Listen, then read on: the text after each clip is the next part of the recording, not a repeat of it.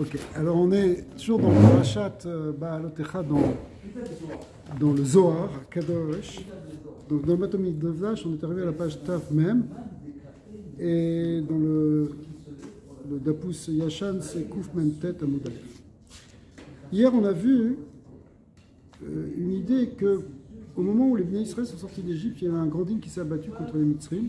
Il y avait le Mashrit.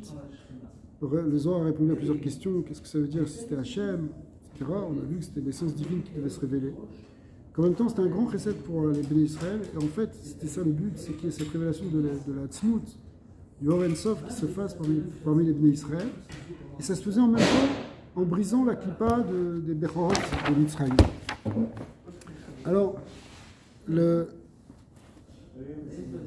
dernière chose qu'on avait vue, ce que le Zohar avait dit, c'est que ce moment précis de Chatzot, où il y a eu cette maquette Bechorot, les Bnei Israël ont dû faire avant cela une préparation, puisqu'ils ont mis du sang sur les linteaux et sur la transversale de la porte. Et ils ont mis pas n'importe quel sang, ils ont mis le sang du Korban Pessah et le sang de la Brit Mila qu'ils venaient de faire. Et du coup, le Zohar apprend que pour qu'il soit sauvé, il fallait qu'il fasse quelque chose. Parce qu'en réalité, pourquoi? Kadosh Baruch Hu, s'il veut, il passe là, il passe pas là, il peut prendre celui-là, il peut prendre celui-là, puisqu'il est capable de distinguer entre un Bechor et un non-Bechor. Ça veut dire que Hachem, il a besoin de rien pour savoir qui va choisir. Et la preuve, c'est les Midrashim qui disent que même quand il y avait un Égyptien qui était dans une maison d'Israël, un Bechor Mitzri qui était dans une maison d'Israël, il était frappé, alors que s'il y avait un Bechor juif qui était dans une maison égyptienne, il n'était pas frappé. Donc ça ne dépendait pas de la maison, en fait, ça dépendait du choix d'Hachem. Mais pourquoi alors on nous a demandé de mettre du sang sur le linteau? C'est parce que le Zohar dit, parce qu'on a besoin de faire quelque chose, parce qu'Akadosh Baruch Hu, il veut qu'on amène nous-mêmes quelque chose. Pourquoi? C'est ça qui va nous donner en réalité le srout, bien sûr, mais c'est plus que ça, c'est pour nous en fait. C'est comme si oui, pour nous, pour qu'on ne soit pas complètement passif. Hachem, il n'a pas besoin qu'on fasse tel ou tel avoda. Il peut tout faire, il peut nous donner ça sans qu'on ne fasse rien. Alors le premier exemple qu'il va donner, c'est l'exemple des Ketoret. Mikan, il dit, on est donc dans le dernier paragraphe.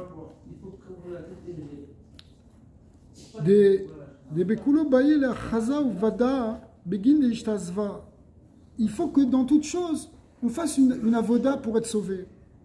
Bien qu'Akadosh Baruch Hu, il peut te sauver sans que tu fasses rien, mais il a fait un système comme ça que il faut que nous aussi, c'est comme si le gars, je sais pas, tu es en train de lui lancer une bouée, accroche-toi à la bouée au moins. D'accord? On t'a mis la bouée, tu vas rentrer dedans. Je sais pas, tiens-la un moment au moins. D'accord? Sinon, tu vas rester comme ça et tu vas te laisser couler. Non, c'est bête. Alors, Dea qui gavnada al gabe midbecha. Par exemple, on voit ça au niveau du misbéar, on avait dit, quand tu fais les ktoret sur le petit misbéar, eh bien, on doit faire fumer quelque chose. Pourquoi? Parce que c'est ça qui va dissiper la force de la klipa, la force de la vodazara, la force de la mort. On sait que, on le voit dans plusieurs mécorotes dans la Torah, que la puissance des ktoret, c'est que ça peut neutraliser la force du Samor même. Comme on voit par exemple quand il y a eu la Magefa, après l'histoire de Bilam et de Balak, Kadosh Baruch Hu, il a dit, non pardon, après l'histoire de Korah, quand Korah il a commencé à amener, il a dit à Aaron de prendre un encensoir et d'aller, et il a arrêté l'ange de la mort. Alors, on fait quelque chose. Aïe Beuvada, donc on est dernière ligne ici, Aïe Beuvada ou Bezimna Delu Istarir Aïe, Kigon Rosh Hashanah, Liyuma Dedina. Alors, il y a des moments où on n'a pas besoin de faire des ktorettes, mais il va falloir faire quelque chose. Il faut qu'on fasse quelque chose. Par exemple, Kigon Rosh Hashanah, Liyuma Dedina. Rosh Hashanah, c'est Yom Hadin. Donc, il y a une gvoura, il y a un din, Gavois qui est là. C'est ce qu'on appelle le tikkun de la malchut, le guerre qui est dans le monde. Umareon de l'ishna bisha kaiman alayou d'Israël. À ce moment-là, les anges accusateurs, ceux qui ont une mauvaise parole ici, les anges accusateurs se tiennent contre Israël, puisque c'est un moment de dit, comme dans un tribunal. Est-ce qu'on mérite? Est-ce qu'on ne mérite pas? Baïnan, milin, slutin, ou baotin. Alors, il faut qu'on fasse quelque chose, nous aussi. Qu'est-ce qu'on va faire? Bon, on attend le jugement. Mais non, attends pas bêtement le jugement. Mets-toi à prier. C'est le moment de prier, mais ce Rosh Hashanah. Donc, Béka, on a besoin des filotes, de dire Malchouyot, Srouyot, Shofarot, tous ces bakashot qu'on va faire. C'est une supplication d'une certaine manière. Une supplication. C'est comme s'il est préparé un petit peu. Parce que, on est d'accord, pendant la sortie d'Égypte, c'est comme Hachem qui est venu. Ils ont besoin d'être sauvés. Mais en même temps, il fallait faire quelque chose. Il fallait faire quelque chose. Et qu'après ça, après la don de la Torah, c'était à eux d'aller vers Hachem. Écoute, il y a une question qui est générale, c'est que pourquoi tu as besoin de faire quoi que ce soit, puisqu'Hachem c'est lui qui fait tout. Si tu dis qu'Hachem c'est lui qui fait tout, pourquoi tu vas te lever le matin pour aller faire chercher ta parnassa après? C'est une question qu'on pose dans la parnassa. C'est Dieu qui donne la parnassa. Alors on ne travaille pas. Hachem il a fait les lois dans le monde qu'on doit aussi créer un keli, fabriquer quelque chose dans la septak pour recevoir cette bracha. Maintenant, dans autre chose, Hachem il va te sauver. Alors sois complètement passif. Là tu pourrais vraiment être passif. Encore dans la part de ça, je comprends qu'il y a un système. Mais ici, pourquoi tu as besoin? Kadosh Baruch Hu, il va te sauver. Laisse-le. Tu as un problème. Par exemple, je sais pas, tu as une menace, tu as une difficulté, tu as un moment où tu ne sais pas comment faire, tu es coincé, tu as une situation difficile. Par exemple, il faut que tu payes tout de suite, la semaine prochaine, quelque chose, une grande somme, tu l'as pas, et tu risques, ça peut menacer ta maison, peu importe. Un truc vraiment qui fait peur. Tu pourrais imaginer que tu dis, bon, ben voilà, présente est cher. Et en vérité, ça peut exister à un niveau de monnaie comme ça. Et derrière là, c'est pas ça qu'on demande. On va prier. On va prier sur la tombe du tzaddik, on va demander une bracha. Fais quelque chose, crie à Hachem. Hachem sans moi.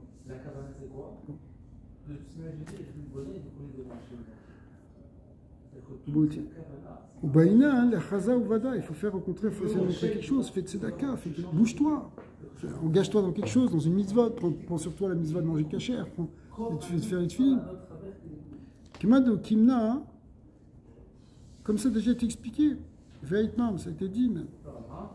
Ou Bema, en ce qui concerne Rosh Hashanah, c'est quoi? Tu vas être clé. À quel jour il t'a donné une clé? Il t'a donné le chauffard. Sonne du chauffard. Alors, tu sonnes du chauffard, tu écoutes le chauffard, mais en fait, quand tu écoutes le chauffard, c'est aussi pour faire sortir ton chauffard intérieur, qui est ton cri intérieur. Le son du chauffard, c'est pas une explication philosophique, c'est un cri qui vient des profondeurs brutes. Alors, il faut sortir ce chauffard-là. C'est Rosh Hashanah, vas-y, bouge, connecte avec Hachem par cette fille-là. Et Tahara, Shofara, parce que c'est comme ça que tu vas éveiller le grand chauffard, le chauffard d'en haut, qu'on appelle la sphère de Bina, qui va transformer le din. Dans la sphère de Bina, la Bina, elle est placée sur le côté gauche, dans les séphirotes, mais en même temps, elle est en haut. Keter, Chokhma, Bina. Bina, c'est le haut des séphirotes. Donc plus tu vas vers le haut dans les séphirotes, plus tu es dans la bonté, plus tu es dans la lumière, plus tu es dans la rachamim. Plus tu descends, plus moins il y a de lumière. Elles sont toutes kadosh, tes sphirotes. Et c'est pour dire que la sphirote Bina, elle a une position intéressante, parce qu'elle est à la fois du côté gauche, mais en même temps elle est en haut. Donc en fait, elle est le chorège des gvurot dans le chesed.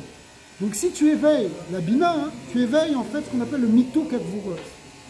Tu annules les rigueurs. Donc, par la tfila, c'est-à-dire par le chauffard, tu vas éveiller le chauffard d'en haut, c'est-à-dire la bina. Et donc la rachamim.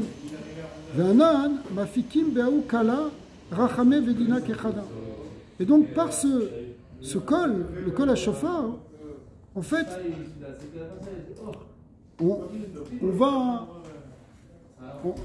on va faire un travail sur à la fois le chesed et la gvura. On va annuler les gvurot, on va les adoucir, et on va faire amener le chesed dans le monde.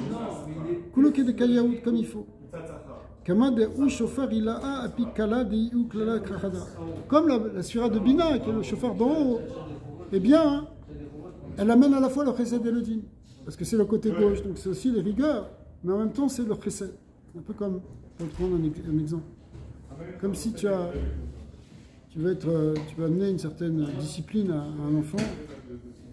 Alors, en même temps que tu vas lui donner des directives et des contraintes, mais en même temps tu fais ça avec recette.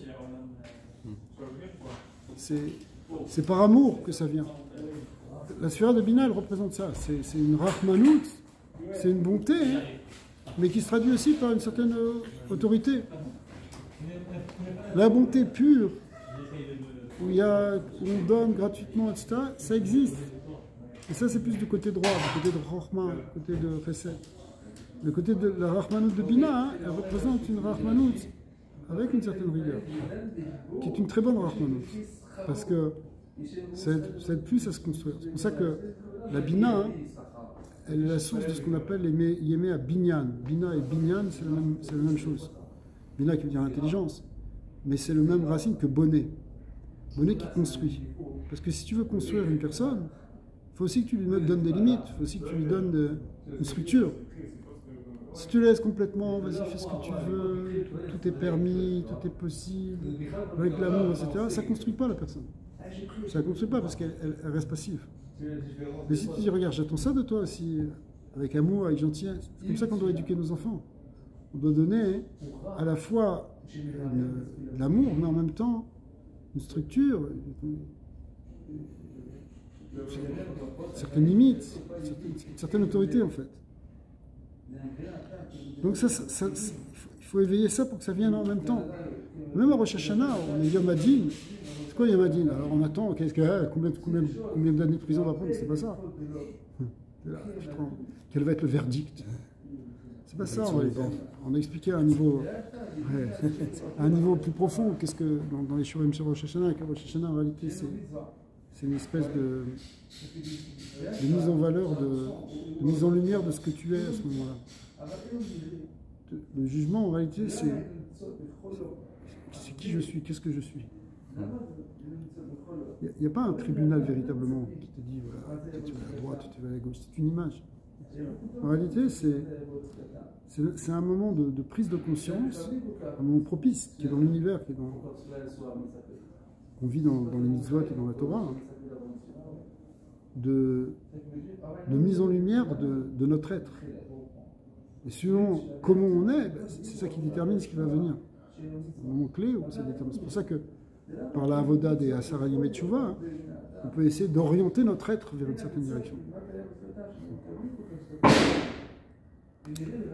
Alors, c'est pour ça que cette mitzvah du shofar qui représente la mitzvah de vouloir se rapprocher d'Hachem par la tfila, par le cri, par l'éveil en réalité de cette rahmanout. On sait que le shofar ressemble aussi, d'après le Zohar, en forme de la dikna, de la barbe. Et la barbe représente la rachamim, donc c'est l'éveil des Yud Gimal Midot HaRachamim. Tout ça, c'est la même idée. Et Terra Rachamé Kazlinan. En fait, tout ça, on sonne le shofar pour réveiller la rachamim. Ou les Tavra Marayon des Dina. Et ça va briser maintenant les maîtres du din, c'est-à-dire les forces du din, les anges accusateurs, les forces de dinim. Les anges accusateurs qui sont en fait l'expression de ce qu'on a fait avant, le négatif. Il faut briser tout ça, parce que ça joue comme une accusation, comme un blocage, comme quelque chose qui nous empêche de nous connecter, d'avancer. Et par la tefila, on brise tout ça. Parce qu'on transforme cette forme de din en rachamim. Le lien de Bina, c'est aussi la transformation du din en rachamim. C'est le lien du shofar.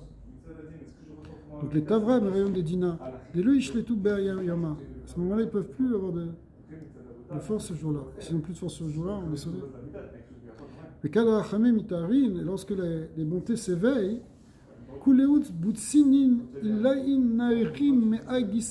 alors toutes les lumières d'en haut, c'est-à-dire des sphirotes, elles vont toutes briller d'un côté de l'autre, du côté Za, du côté Noukva. Comme on a vu, quand on brise la clipa de Mitzrim, le clipa des Bechorot, c'est ça qui permet à la lumière de jaillir. Rosh Hashanah, c'est Yom Hadin. Parce que ça veut dire qu'on a quelque chose à faire, comme à un moment d'Yetziat Mitzrayim. Mais en réalité, c'est un grand moment de chesed. Qu'Akadosh Baruch Hu est en train de dévoiler une grande lumière. Il faut juste qu'on casse les forces de din qui bloquent, qu'on enlève les écrous, les écrans, les verrous qui verrouillent et qui empêchent la descente de la lumière. C'est ça qu'on fait qu'on casse par le chauffard et par la tefila, par la teshuva. Donc on fait les tkiyot chauffard, elles représentent toutes ces... C'est comme des clés qui ouvrent les portes d'en haut. À ce moment-là, on peut dire qu'on se retrouve dans les proverbes de Michelet. Ça veut dire que Rosh Hashanah, c'est comme quand on prie, c'est comme on demande à Hachem, donne-nous le mérite d'avoir cette lumière. Ouais. Parce qu'en fait, c'est ça ce qui te dit, ce passage de Michelet, il te dit Beor Pene Meler Chayim. Il y a tout dans ce sujet. Beor Pene Meler, c'est-à-dire on va voir la lumière, on sera dans la lumière de la face du roi de vie. Parce qu'en fait, Rosh Hashanah, on est jugé, est-ce qu'on va être dans les vivants, les etc. Donc on cherche la vie. Mais la Chayout, c'est quoi le Pikabala? C'est le Oren Sof. La source de vie, c'est la force divine. Parce qu'on ne parle pas de la vie physique. La vie physique, c'est pas avec ceux qu'on est jugé d'après la plupart des Rishonim. Le Ramchal, le Tosfot. On ne parle pas de la vie physique, en fait, on va place, qu'on va être... C'est la vie rouhani, ça veut dire, est-ce que tu vas être connecté à Dieu ou pas? C'est ça que tu vas chercher Rosh Hashanah. C'est le vrai sens. Si quelqu'un il est là, il Rosh Hashanah, il tremble, il a peur, est-ce que je vais vivre, est-ce que je vais tomber malade? C'est pas ça. C'est pas ça du tout l'esprit. Fais quelque chose pour te reconnecter à la source de vie, pour puiser de la vie. Mais la question c'est quoi vraiment être vivant? Parce que tu peux être vivant, mais tu peux être tellement loin de ta vraie... Alors, ça s'appelle pas vivant. Ouais. Ça, quand on est dans quelque chose où on est vraiment loin, déconnecté de notre source, on n'est pas aligné sur notre source, ça s'appelle Rechaim Benim Bechayem Ikraim Metim. Et Rechaim, c'est ça qu'on veut dire Racha, c'est quelqu'un qui n'est pas connecté, et bien dans sa vie, il est appelé mort. Parce qu'en réalité, il ne reçoit pas la source de vie. Alors que le passage qui dit dans la Torah, Atem adevikim b'Hashem, Chaim kulve kulchem ayom. Chaim, Atem adevikim b'Hashem, vous êtes davouk b'Hashem, vous êtes dvekut avec Hachem. Alors Chaim kulchem ayom, vous êtes vivant aujourd'hui. C'est quoi la vie aujourd'hui? C'est quoi la vie que tu peux avoir? C'est la dvekut. Si tu n'es pas connecté avec la source de vie, tu ne reçois pas de la source de vie, donc tu ne reçois pas de vie. Ouais.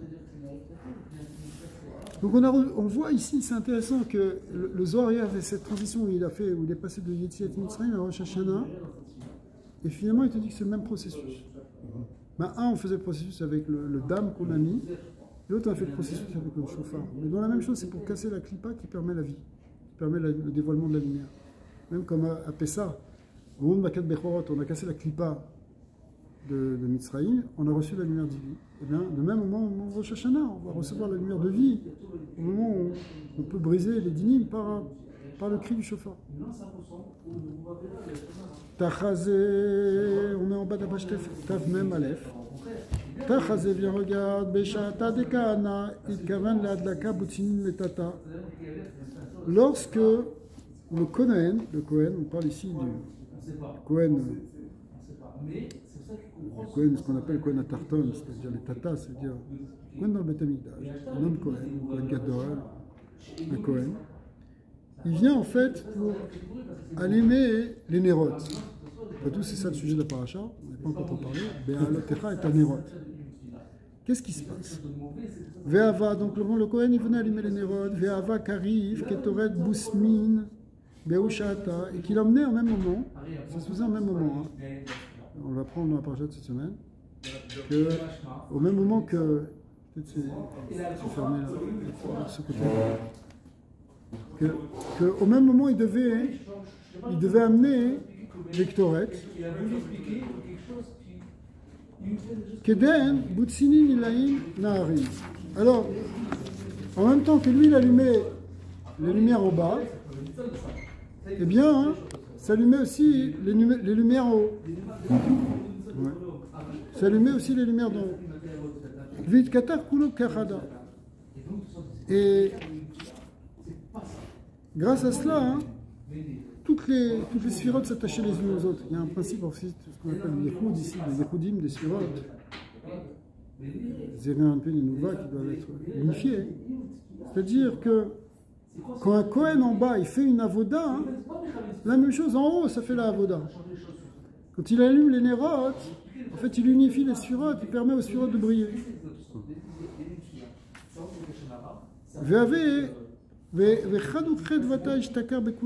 Ça mène la simcha dans tous les mondes. Adaou dirtiv, shemen uktoret yismar lev. Un passage toujours de Michelet qui dit que l'huile et les encens réjouissent le cœur. C'est quoi quel cœur? Le cœur d'Hachem, c'est-à-dire le cœur du monde, c'est-à-dire que ça mène la simcha.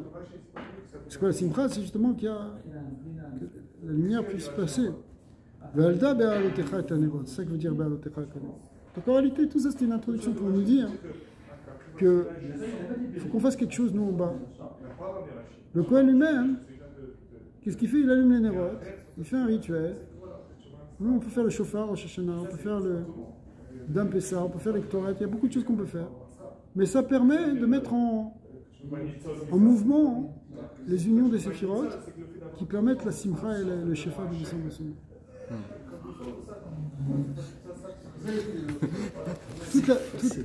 Toute la avoda en réalité des Kohanim dans le Beth Amikdash, elle était en connexion avec ce qui se passe là-haut. Le Kohen ne peut pas faire. Je ne sais pas si je vous l'avais dit, mais il y a un passage dans le Zohar qui dit que si un Kohen ne connaît pas les kavanot, c'est-à-dire à quoi ça correspond dans les mondes supérieurs, ce qu'il est en train de faire ici en bas, alors c'est comme de la boucherie ce qu'il fait. Parce qu'il prend un veau, il le shrite, il le dépaisse. Okay. Ça, les Kohanim, on leur demandait d'être débouchés. Parce qu'à quel coup il a besoin qu'on fasse de la boucherie dans le Beth Amikdash, qu'on fasse fumer des graisses, et après qu'on mange des morceaux de viande. C'est ça la Vodat Hashem. Donc la seule manière, c'est que l'acte d'en bas, il soit connecté avec une réalité spirituelle. Surtout dans le Beth Amikdash, parce que c'est ça qui permet de mettre en mouvement toutes les horot pour qu'elles descendent dans le monde. Mais même nous, à notre niveau, quand on fait une mitzvah, c'est pour ça qu'il y a des gens qui cherchent les kavanot, pour justement faire ce petit coup.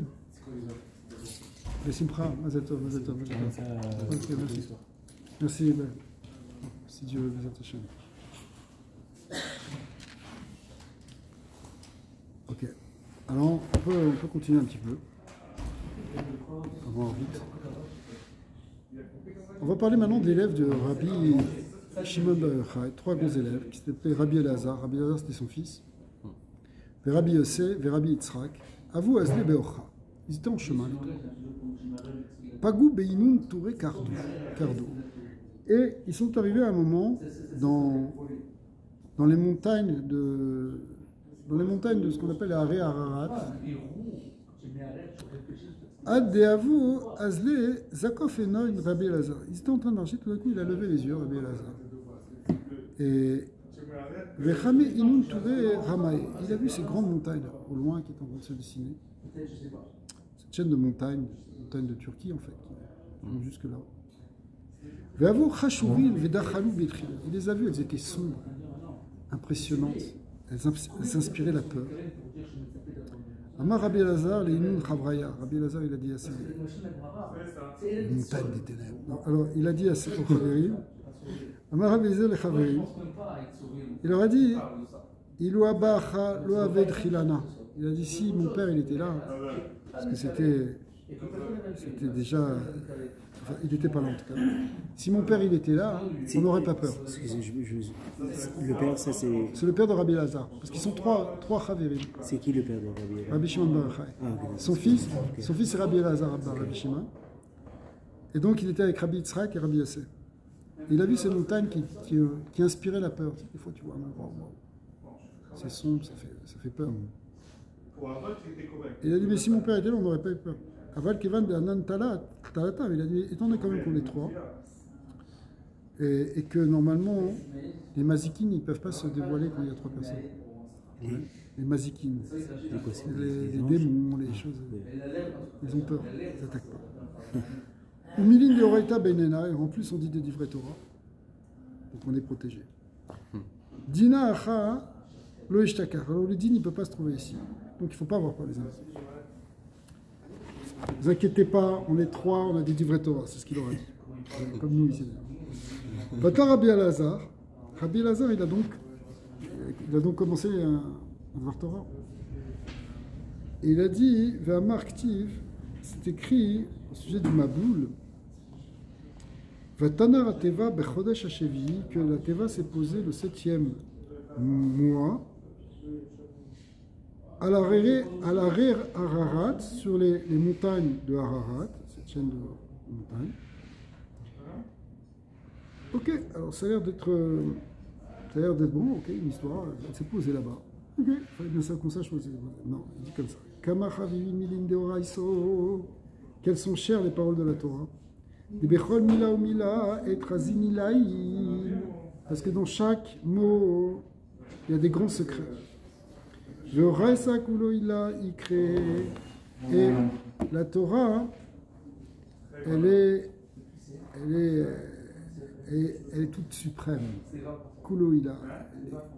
Et les paroles suprêmes, paroles sublimes. Même quand on te raconte une histoire, c'est des grands secrets. Alors, c'est quoi ces secrets? Alors, on va commencer. Utnan, on a enseigné Betlissar Mechil de Raissa dans les 13 midot. On sait qu'il y a 13 manières d'expliquer la Torah. 13 règles d'herméneutique qui permettent l'exégèse et de la Torah. Kol davar shaya beklal yasamina klal les lamel. On dit ça tous les matins dans les midot de Rabbi Ishmael. Donc toute chose qui était dans un klal, veyatsamina klal, et qui est sortie du klal, lo le'omed al atzmo yatsa et le'lamed al klal kulo yatsa. C'est pour enseigner sur le klal entier. C'est-à-dire que c'est quoi? Dans la Torah, elle te parle d'une généralité, tout d'un coup elle te parle d'un détail. Pourquoi de ce détail? C'est pour apprendre, à partir de ce détail, tu apprends quelque chose sur tout le reste qui est dans la généralité. On va donner un exemple. Ouais. Par exemple, un exemple connu aussi, c'est dans Parashat Béar, quand on commence à te parler de la Shemitah. Alors, en réalité, pourquoi on te parle de la Shemitah là-bas? On était en train de parler des généralités, des lois des Kohanim, et pas seulement des Kohanim, mais toutes les lois de Kedoshim, etc. En réalité, c'est pour te dire que, de même que Béar s'était dit, Béar Sinaï, on t'a dit ce détail que c'était Béar Sinaï, ce détail il vient te dire que toutes les mitzvot aussi dont on a parlé avant, c'est aussi Béar Sinaï. Non, c'était pas précisé que ça a été dit Béar Sinaï. Maintenant, cette mitzvah qu'on est en train de te dire de la Shemitah, puisqu'on te dit que c'est Béar Sinaï, on te dit c'est quoi? Donc tout le reste aussi, le lamed al kulo. Ça vient t'apprendre sur tout le reste, pas simplement sur le détail de la Shemitah que c'est dit Béar Sinaï, mais c'est un détail pour te dire. Et pourquoi on te dit, en vérité, c'est un enseignement intéressant de savoir que ça vient de Béar Sinaï, ça veut dire que c'est une dimension divine. Même si on t'a dit avant des préceptes qui étaient des préceptes de loi civile, comme par exemple, je ne sais pas, Kedoshim, tu as toutes sortes de lois, de Shavat Veda, de dommages, de prêts, d'argent, de comment. On pourrait dire que ça, c'est pas quelque chose qui est tellement divin, c'est quelque chose qui peut être établi par des hommes. Pas, on vient de dire que c'est quand même Béar Sinaï, que c'est une Gdusha. Alors ici, la Torah, le Zohar va sortir sur un autre passage. Alors, Klala il a. Et il te dit comme ça. D'ailleurs, Raïssa dit Klala il a. La Torah, c'est le klal d'en haut. Afalgav denafek mina achat sipuk be'alma. Donc il le prend de manière très générative. Même si on a sorti une histoire, Vadaï lo ate l'arza ala ou sipou. C'est-à-dire que par exemple, on est en train de te raconter une histoire de la Teva de Noah qui s'est posée sur Ararat, tu peux faire ce que tu veux. Hein. Si tu envoies un message, c'est très bien. Bien que, on pourrait dire, c'est quelque chose qui vient parler sur le détail de la Teva, en réalité, non. Ça va venir aussi enseigner un grand principe dans la Vodat Hashem, dans tout. Si vous voulez, ça va très loin cette histoire. C'est-à-dire que n'importe quel détail de la Torah, ça peut t'apprendre sur toute la Torah, ça peut t'apprendre sur toute ta vie. Et là, l'Arzara, Milin, Ilaïn, Veraza, Ilaïn, en réalité, ça vient te même dévoiler des grands secrets. Ça, c'est pas seulement pour t'enseigner simplement une histoire qu'elle s'est posée sur cette montagne, que tu as une information sur la géographie de la chose. Et là, c'est pour t'apprendre sur toute la Torah Kula quelque chose. Begin Deaou, Sipur de Raita. Pourquoi? Parce que ça sort de la Torah, c'est un Sipur de Raita, c'est pas une histoire n'importe laquelle. ou Vada, Afalgav, Deu, Navka, Miklal, de Raita, même si c'est sorti de l'histoire de la Torah, parce que tu n'as pas l'impression que tu apprends une mitzvah du fait qu'on est en train de te dire que la Teva s'est posée sur telle ou telle montagne. A priori, tu n'en as peut-être pas besoin de savoir ça dans ta vie. C'est pas ça qui va changer grand-chose, de savoir ce qui s'est passé en Turquie, en Irak ou en Arménie. On s'en fout un peu. Donc mais si c'est sorti de la Torah, c'est pas sorti n'importe où, c'est sorti d'un passage de la Torah. C'est pour t'apprendre quelque chose sur toute la Torah entière. Après, il va falloir déterminer quoi et comment. Mais en tout cas, il y a quelque chose à aller chercher là-bas. C'est pas simplement pour t'apprendre la chose en tant que telle que c'est sorti. Quand on dit c'est sorti, que ça veut dire que ça a été mis en avant par la Torah, que ça a été raconté. Et là, la Chazara, la Ouk, là, il a de Oraita et Kulo Nafak. C'est pour t'enseigner surtout. Kegon, Aedictive, Atanar Tevat Bechodesh Hashevi'i. Par exemple, quand on dit qu'elle s'est posée le 7e mois, Shiva Asar Yom la Chodesh, le 17 du mois, alors Ararat, sur cette montagne-là, Vadaï Aikra Miklala de Oraita Nafak. C'est sûr que c'est un verset de la Torah. Il sort de la Torah, ce verset. Vate, mais si pour Béalma, il apparaît comme une histoire en tant que telle, pour te raconter un détail, mais en fin de compte, qu'est-ce que ça change? Mai Erpatlan, Ishare Be'ai ou Be'ai. Qu'est-ce que ça change qu'il soit posé là, ou à ce moment-là, ou à ce moment-là? Ça change rien du tout. Il fallait bien que ça se pose quelque part. Et là, les lamad à la klal koulouyat, ça, c'est pour t'apprendre tout. Ouais. Alors, vous voulez savoir qu'est-ce que ça vient nous apprendre? Je crois qu'il ne va pas nous dire tout de suite. Il va falloir continuer demain. Ça, on l'a pas encore dit, ça. Non, il y a 3 en bas. Si on peut les... On va peut-être